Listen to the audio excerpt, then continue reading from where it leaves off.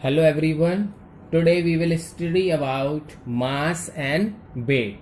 Okay? So mass and weight हम दोनों को एक जैसा समझते हैं बट ये एक नहीं होते हैं. ठीक है. Weight is related to mass but mass is totally different. Okay. So here we are let's start with that is mass. Okay. A mass of a body is defined as the quantity of material contained in the body. The mass of a body is defined as the quantity. मतलब कोई object, जैसे ये cap है, ये जितने material से बना है, जितना भी मटेरियल इसके अंदर लगा है, उस मटेरियल की क्वांटिटी को बोलेंगे उसका मास. बट जब हम उसको वेट करेंगे तो इस पे लगने वाला, अब वो हम अभी बाद में पढ़ेंगे वेट में. ठीक है. तो अभी हम मास पढ़ रहे हैं. That is what? Quantity of material from which it is made of. ठीक है. जितनी मटेरियल से बना है उस मटेरियल की क्वांटिटी को हम कहेंगे मास. समझ गए? क्लियर है? So it is represented by M, है ना? एम से ही मास करते हैं. ठीक है. Okay. Then next is SI unit. SI unit of mass is kilogram. ठीक है. Next, the mass is a scalar quantity. What do you mean by scalar quantity? तो is the quantity which only have magnitude. मतलब जो मास है उसमें केवल number होता है. ठीक है. Magnitude means digit, number. So scalar quantity है मास. ठीक है. तो क्वांटिटी का जो मटेरियल की क्वांटिटी है उसको कहते हैं mass. It is represented by M. इसकी एसआई यूनिट है kilogram and it is a scalar quantity. Now the most important thing is that it can be measured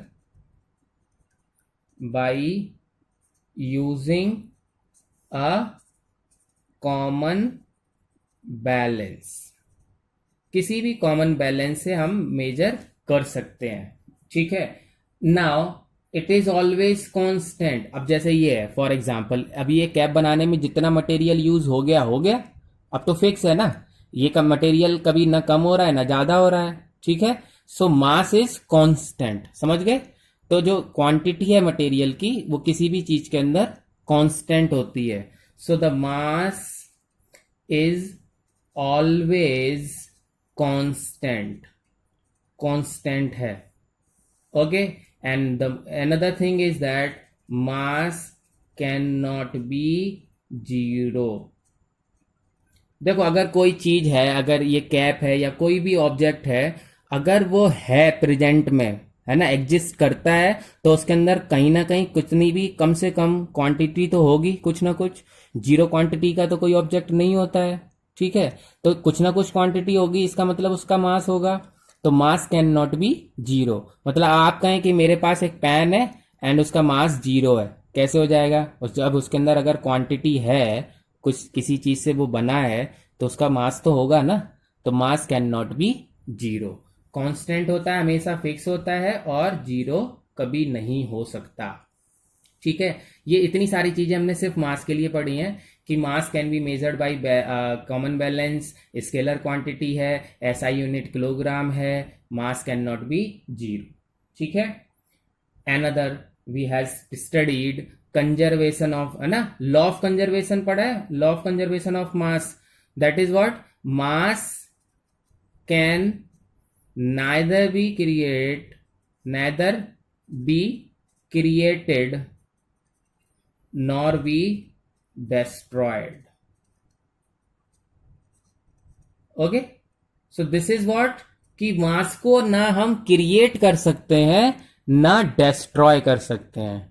मतलब ये जो है इसको आप बिल्कुल खत्म नहीं कर सकते. ये इसका मास है, आप इसको कितना भी कूट दोगे, पीस दोगे, तो ये इसकी शेप चेंज हो जाएगी, इसके पार्ट्स में बदल जाएगा, सब कुछ हो जाएगा, लेकिन ये जीरो नहीं हो सकता, डिस्ट्रॉय नहीं हो सकता है, ठीक है, एक बात। और दूसरा, आप क्रिएट नहीं कर सकते, मास कैन नॉट बी क्रिएटेड। मतलब अगर आप एक बुक बना रहे हैं तो बुक में पेजेस लगाएंगे, पेजेस कहीं ना कहीं किसी ना किसी चीज से आए होंगे, तो मतलब वो मास का ट्रांसफर होता है one form to another form, जैसे एनर्जी का होता है, ठीक है।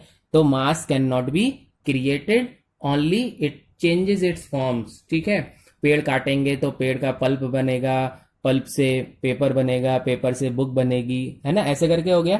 तो हमने नया तो कुछ नहीं है, ठीक है, तो क्रिएट नहीं किया है, सिर्फ उसको ट्रांसफॉर्म किया है, एंड डिस्ट्रॉय भी नहीं कर सकते हैं, ठीक है। अगर आप डिस्ट्रॉय करना चाहेंगे तो फिर से वो किसी ना किसी और दूसरी फॉर्म में कन्वर्ट हो जाएगा। दैट्स ऑल फॉर मास, ठीक है। Now come to the point for weight. Here are for wait.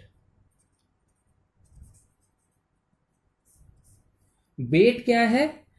Force है, ये एक force, weight is a force, ठीक है। So a force of gravity, जो हम पढ़ रहे हैं इस चैप्टर में, बार बार हम पढ़ रहे हैं ना, force of attraction of earth, that is known as gravity, है ना। So the force of gravity of earth, earth की gravity, by which it attract the object, by which it attract the object, okay, or acting on the object is known as weight। एक तो ये definition है कि ये एक force है, gravity force, जो अर्थ उस ऑब्जेक्ट के ऊपर लगा रही है। मतलब कोई भी ऑब्जेक्ट का वेट क्या होगा, इसके ऊपर लगने वाला फोर्स, जो अर्थ इसके ऊपर फोर्स लगा रही है, अट्रैक्शन, फोर्स ऑफ अट्रैक्शन, वही इसका वेट है, ठीक है। तो किसी भी ऑब्जेक्ट का वेट उस पर लगने वाला फोर्स ही होता है, ठीक है, जो अर्थ उसके ऊपर लगाती है। Understand? Another definition is for weight, that is the weight, okay, the weight of a body is the force, वही बात है, ये भी है तो फोर्स ही ना, तो फोर्स थोड़ा यहाँ चेंज हो जाएगा। So a weight of a body is the force with which the body is attracted towards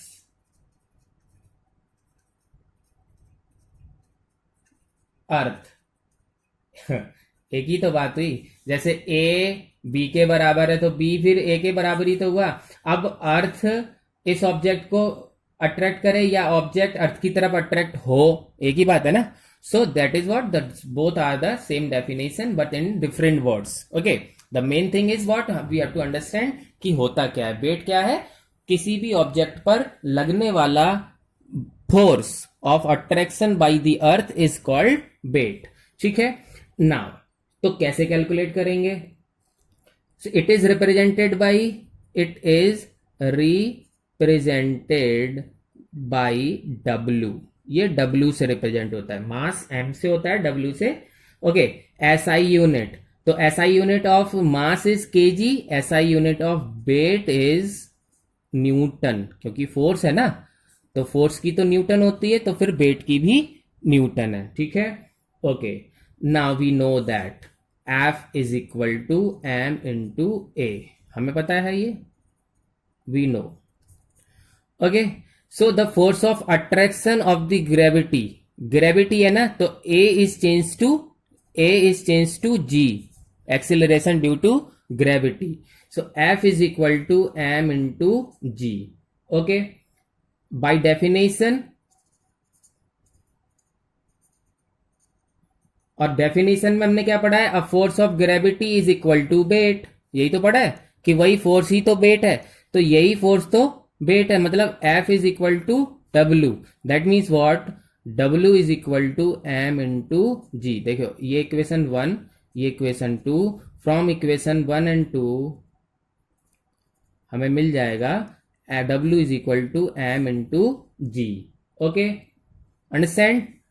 तो the question for example now आ जाए, the calculate the weight of an object of mass 1 kg. ठीक है, तो W is equal to mass into gravity.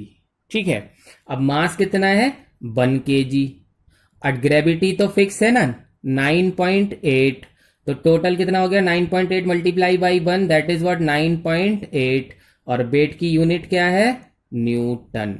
समझ गए? तो क्या हुआ, if the object of mass 1 kg it has weight 9.8 newton. ठीक है, तो मास अगर 1 kg है तो उस ऑब्जेक्ट का वेट कितना होगा 9.8 न्यूटन. क्लियर? ऐसे हम कैलकुलेट कर पाते हैं. Done. Now some important points about, जैसे हम अभी मास के लिए पढ़ते जा रहे थे, कांस्टेंट है, मास जीरो नहीं हो सकता है, mass neither be created not destroyed. तो now the important points for weight. ठीक है, for weight some important points.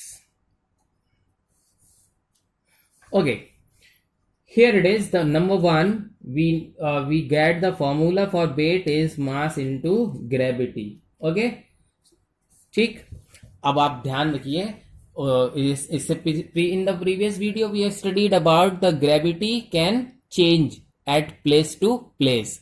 देखो ऑन द सरफेस कितना है 9.8, ये तो फिक्स है. ठीक है, बट जैसे जैसे हाइट आप बढ़ रहे हैं तो ग्रेविटी विल डिक्रीज. जैसे जैसे हाइट बढ़ रही थी ग्रेविटी घट रही है, तो अगर ग्रेविटी कम होगी तो फिर वेट भी तो कम होता जाएगा.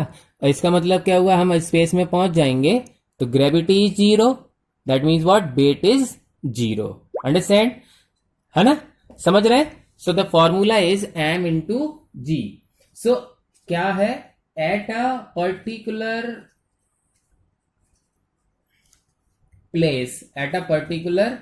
Place g is constant. मतलब किसी एक खास प्लेस पर तो कांस्टेंट है. ठीक है, तो दैट मीन्स व्हाट w जो है वो डायरेक्टली प्रोपोर्शनल हुआ मास के. कांस्टेंट हटाएंगे तो डायरेक्टली प्रोपोर्शनल लगाएंगे. ठीक है, अंडरस्टैंड? मतलब वेट जो है वो डायरेक्टली किसके ऊपर डिपेंड करता है, मास के ऊपर डिपेंड करता है. Okay, number 2, it is a vector quantity. क्योंकि अभी हमने पढ़ा था the force of gravity, force of attraction of the अर्थ ना, तो अर्थ का अट्रैक्शन तो डाउनवर्ड होता है ना ऑलवेज, है ना? तो वेट जो होता है, वेट एक्ट्स डाउनवर्ड ओनली, है ना, हमेशा नीचे की तरफ एक्टिंग करता है. ठीक है, अंडरस्टैंड? तो समझ गए? सो दैट इज व्हाट. अब जब डायरेक्शन आ जाता है, मैग्नीट्यूड प्लस डायरेक्शन होता है, then we can say vector quantity. Okay, तो vector quantity means magnitude plus direction. Direction क्या है वेट का, डाउनवर्ड डायरेक्शन है always. Okay, point number 3, the weight of a body change place to place. क्योंकि जैसे ही gravity change होगी उस place पर तो वेट भी चेंज हो जाएगा. ठीक है, सो वेट चेंजेस, है ना, प्लेस टू प्लेस. और जब कोई चीज चेंज होती है that means what, it is not constant. Mass constant है but weight not constant. Okay, at the center, ठीक है, at center of the earth और इन स्पेस, दोनों ही जगह पर ग्रेविटी क्या है, जीरो है. तो फिर वेट भी क्या हो जाएगा, मास इंटू जीरो मतलब जीरो. अंडरस्टैंड? तो अर्थ के सेंटर में या फिर स्पेस में wait of the object will B zero. Okay, next 5th point, in space, ये तो अभी हमने पढ़ लिया तो मतलब दोनों एक ही बात है. Next is 5th point is It can be measured by, it can be measured by spring balance only. Spring balance. Okay, so when the school will reopen, we will do the experiment on the basis of to calculate the weight of with the help of spring balance. Okay, so that is what the important points about weight.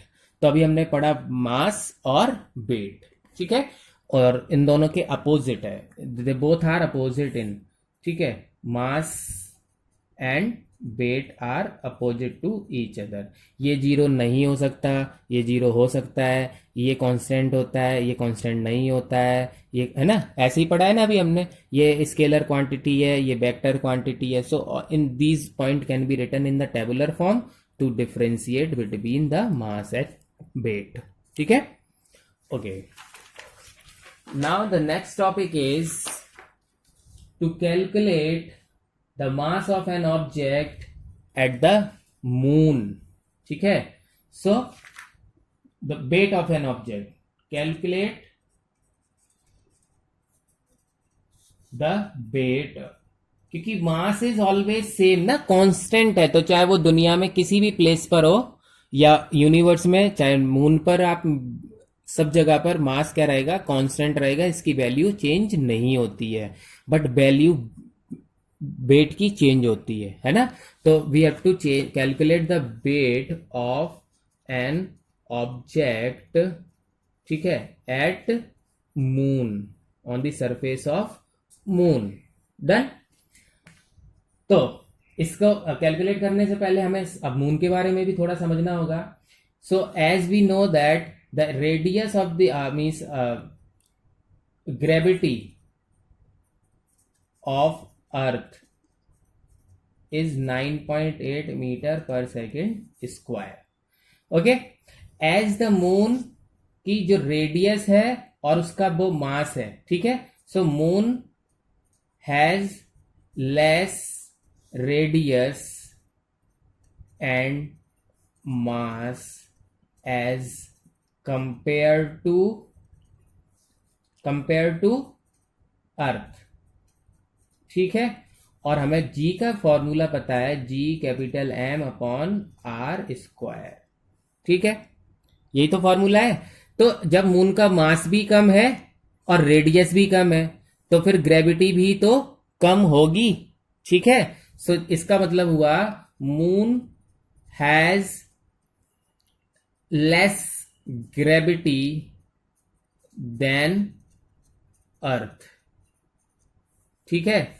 अब moon की gravity कम है, इसका मतलब weight of the object will be less on moon, okay, as that of earth. अब earth पे जितना भी wait होगा, लेकिन मून पर ग्रेविटी कम है, तो फिर वेट भी कम हो जाएगा उस ऑब्जेक्ट का. अंडरस्टैंड. तो अब हम जो है, अब हम एक डेरिवेशन करने वाले हैं. सो टू चेक कि how much the weight loss in weight it is happen at the moon, कितना कम हो जाएगा. मतलब रेडियस कम है, मास कम है, इससे ग्रेविटी कम होती है. ये चीज तो हमें समझ में आ गई, इतनी बात समझ में आ रही है, लेकिन कितना, एक कैलकुलेशन लगा के देखते हैं कि कितना वेट कम हो जाएगा. ठीक है, तो here is the heading to show that the weight, okay, on moon is 1/6. ठीक है, कितना कम हो जाएगा, 1/6 हो जाएगा, मतलब 6 गुना कम हो जाएगा. 1/6 ऑफ इट्स वेट ऑन अर्थ.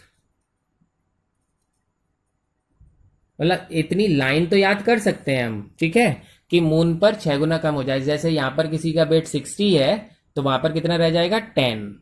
ठीक है, समझ रहे हैं आप. तो 1/6 हो जाएगा, लेकिन अब उसको प्रूव करना है हमें, है ना. Now listen very carefully and see it very carefully, मतलब बहुत ध्यान से देखना है, बहुत छोटा सा डेरिवेशन है, बस थोड़ा ध्यान से देखना है बस, ठीक है। चलो let suppose mass of earth ME, radius of earth RE, mass of moon MM, radius of moon R moon. इतनी बात समझ में आ गई, ये ठीक है।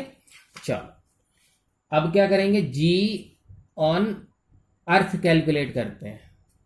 तो जब G ऑन अर्थ मतलब ये तो कांस्टेंट है, ये तो फिक्स है ना फॉर होल यूनिवर्स, हमने पढ़ा हुआ है ग्रेविटेशनल कांस्टेंट। अब mass of earth that is what ME upon RE का स्क्वायर, इतनी बात okay. 1 now GM gravity on moon, तो हो जाएगा GMM अपॉन RM का स्क्वायर। इतना क्लियर, कोई दिक्कत है? चलो नाउ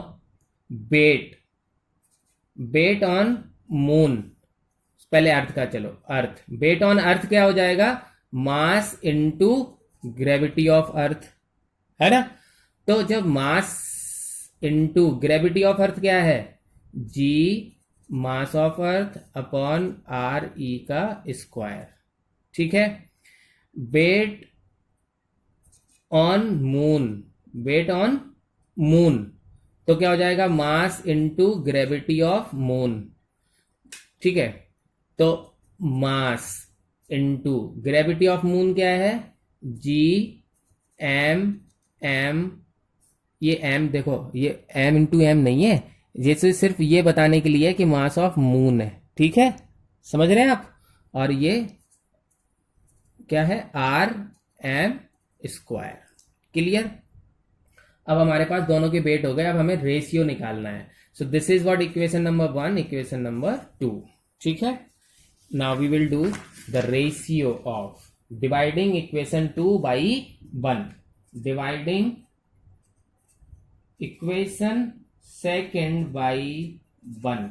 तो इक्वेशन सेकेंड क्या है, देखो WM is equal to M into GMM upon RM का स्क्वायर, क्लियर। ये समझ में आ रहा है, weight is equal to mass into gravity होता है, ग्रेविटी क्या होता है, GM अपॉन R स्क्वायर। तो M के साथ में M इसलिए है क्योंकि ये मून का है, और R के साथ M इसलिए है क्योंकि ये रेडियस ऑफ मून है, ठीक है, और R स्क्वायर, ठीक है, क्लियर है ना, ठीक। Divide weight on earth M into gravitational constant M earth upon R square, ठीक है, अर्थ की रेडियस, ओके। देखो ये सबसे ऊपर वाला सबसे नीचे वाले से, बीच वाला इससे, ऐसे होता है। तो ये हो जाएगा WM अपॉन W अर्थ, ओके। इसको क्या करेंगे, अब हम लिख रहे हैं, देखो M इंटू GMM, ये तो पूरा सबसे ऊपर वाली लाइन, ठीक है, और सबसे नीचे वाली, सबसे ऊपर और सबसे नीचे। तो सबसे नीचे क्या है, RE का स्क्वायर मल्टीप्लाई हो जाएगा, ठीक। अब बीच वाली दोनों लाइन है नीचे आ जाएंगी, कैसे आ जाएंगी, MGME इंटू RM का स्क्वायर, ठीक है, समझ में आ रहा है ना। देखो M से M कैंसिल हो जाएगा, G से G कैंसिल हो जाएगा। Now we will get okay M upon M, ये मून का मून, ये अर्थ, ठीक है, और ये क्या है, radius of earth upon radius of moon, और दोनों का होल स्क्वायर, ये है क्लियर, ठीक है। अब इनमें वैल्यू रख देंगे। मून का मास मून का, मास अर्थ का, रेडियस अर्थ का और रेडियस मून का। ठीक है, चलो। So mass of moon is 7.36 into 10 to की, मास ऑफ मून लिख रहा है मैं 7.36 10 टू की power 22। Mass of earth is 5.98। Actually वैसे तो 6 लिख सकते हैं हम, 6 इंटू 10 टू की पावर 24 लिखते हैं बहुत जगह पर, लेकिन यहाँ हम एक्चुअली कैलकुलेट कर रहे हैं इसलिए 5.98 ले लिया है। Okay, so do not get confused with this. So here 6.37 10 to the power 6 upon 1.74 10 to the power 6 और इसके ऊपर square by putting all these value। ठीक है, देखिए ये नंबर छोड़िए, आप देखो ये 10 to the power 22, 10 to the power 24। ठीक है, ये 24 ऊपर जाएगा तो माइनस हो जाएगा 24, है ना, ऊपर जाएगा तो पावर माइनस हो जाती है। तो 22 में से 24 जाएगा तो देखो ये जब आप इसको इससे डिवाइड करेंगे तो आएगा 1.23 10 टू की पावर -2। ये तो इसका सॉल्व हो गया। ठीक है, अब ये 10 टू की पावर 6 से 10 टू की पावर 6 कट गया है, इसका इसमें डिवाइड करना है और स्क्वायर करना है। तो इसका इसमें डिवाइड करेंगे तो 3.66 इंटू होल स्क्वायर। ठीक है, सॉल्व करेंगे 0.165। ठीक है, and that is what is equal to 1/6। ठीक, and here W moon upon W earth, मतलब W moon upon W earth. Weight of moon upon weight of earth is equal to 1/6। Okay, या फिर इसको दूसरे words में लिख सकते हैं, weight of moon is equal to 1/6 into weight of earth. Okay, ये थोड़ा लेंदी था, कुछ बात नहीं है, आप इसको वीडियो को पॉज करके अच्छे से रोक रोक कर देखना, समझने की कोशिश करना, ज़्यादा कॉम्प्लिकेट नहीं है, बस थोड़ा सा यहाँ पर है कैलकुलेशन का पार्ट, बाकी ये सब समझते हुए आ रहे थे हम लोग। जब हम कैलकुलेशन में नंबरिंग रख देंगे तो कैलकुलेशन आप थोड़ा लेंदियर है, कोई आप वैल्यू रखिए, उसको इस तरह से ये याद करिए, उसको वैल्यू पुट कर दीजिए, दैट इज़ व्हाट 1/6। ये तो प्रूफ ही है ना, आप देखिए ना, स्टार्टिंग में ही हमने लिखा था टू सो दैट, और जब वहाँ लिखा होता है टू सो दैट, इसका मतलब वहाँ पर गलती के कोई चांसेस नहीं है, क्योंकि वो चीज़ पहले ही ऑलरेडी प्रूफ हो चुकी है, बस आपको शो करना है। अंडरस्टैंड? ठीक है, so this was the topic today, revise it and thank you.